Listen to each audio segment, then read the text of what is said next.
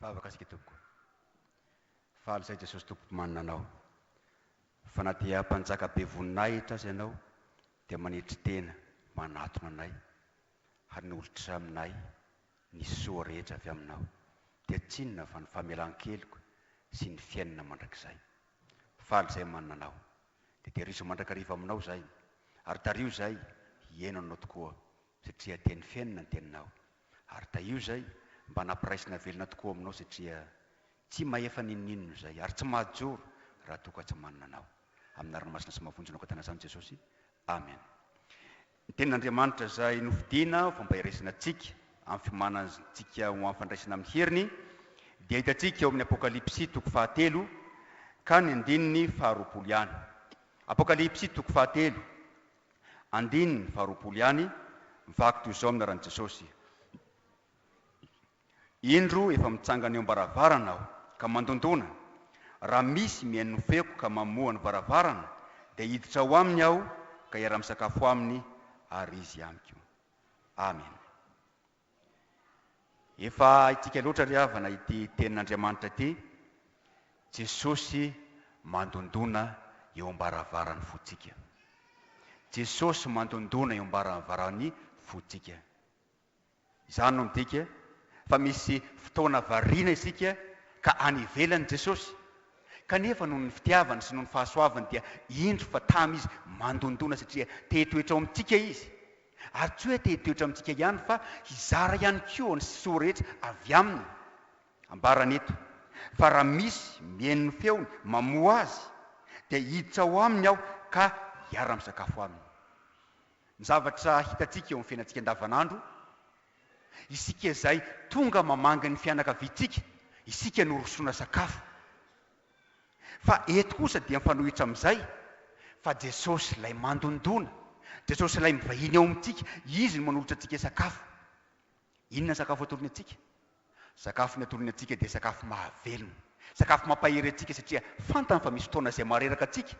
Kanefa manoloana izany dia asehony hoe Andriamanitra mampatanjaka ny reraka izy, ary izay kely hery dia omeny hery-be, omeny antsika ny teniny, izay mampahery antsika araka ny teniny hoe tsy ny mofo ihany ny veloman'ny olona, fa ny teny rehetra izay aloka amin'ny vavan'Andriamanitra.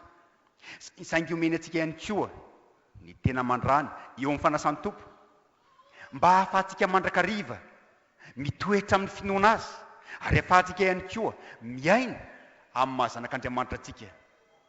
Jesosy mandondona am-baravarana. Ny anjarantsika dia mamoha azy, ny anjarantsika dia mampiditra azy. Raha dika ny teny hafa dia matoky ny fitiavany, ary manome toerana azy ao anatin'ny fo sy ny tokantranontsika. Misy mpanompon'Andriamanitra anankiray, tsy fantatro misy antsika mahalala azy, Dada Charles na Dada Tou Charles, efa tsy otsomo izy voalohan'ny fifoazana teto izy tamin'ny fotoan'andro, dia manazava izy ny amin'izay fahazahony an'ity ten'Andriamanitra ity. Hoy izy hoe Jesosy nandeha indray mandeha. Dia rehefa nandeha Jesosy, tonga tao amin'ny tokantrano anankiray, nandondona tao izy. Saingy tsy namoha izy ny tao an-trano, satria variana ny korana ny tao. Mafy loatra ny feon'ny mozika sy ny korana tao, hany ka tsy henony Jesosy mandondona. Avy eo indray Jesosy nakany amin'ny tokantrano hafa, tokantrano izay misy fahoriana.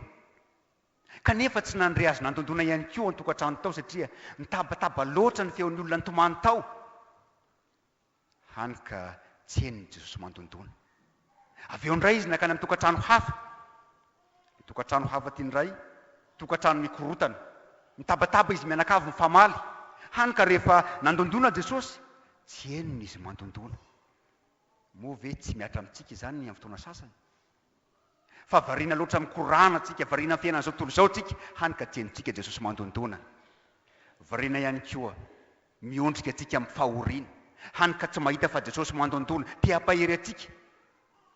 Ary nandray variana ihany koa ny mpianakavy miady, ka tsy henony intsony Jesosy mandondona, te handamina zany ady zany, te hampihavana fianakaviana. Ny zava-dehibe amintsika dia zao, Jesosy mandondona satria te hitondra ny zavatsoa eo amintsika izy, dia tsinona fa ny famelan-keliko. Ary zany indrindra natolony antsika eo amin'ny fandraisana fanasan'ny tompo. Fa ny tena mandrany izay tolony antsika eo dia ho marika indrindra fa tia antsika izy, mamela ny helotsika. mba hahafahantsika miankina aminy. Kanefa hahafahantsika ihany koa miaina amin'ny fitiavana, hahafahantsika misantatra sahady le fiainan'ny fanjakan'ny lanitra. Io izany, aza misalasala ianao, mamoa an'i Jesosy, fa na dia tokantrano tsy mendrika aza ny tokantranonao, na dia vo maloto aza ny tokantrano ny fonao, ny anadio ny fonao, ny andamina tokantranonao, izany natokavan'i Jesosy. Ny anjaranao dia mampandroso azy ary mamela azy ao anatiny, hanjaka ao anatin'ny fonao. Dia voninahitra ny ho an'Andriamanitra resy ankaryfanay masina, izay azy hatramin'ny taloha indrindra ka ho azy mandrakizay. Amen. Hivavaka asika. Faly ny fonay Jesosy Tompo, misaotra anao noho ny fitiavanao. Fa mandrakizay tokoa ny fitiavanao aminay ary izany namparitanao famindram-po aminay.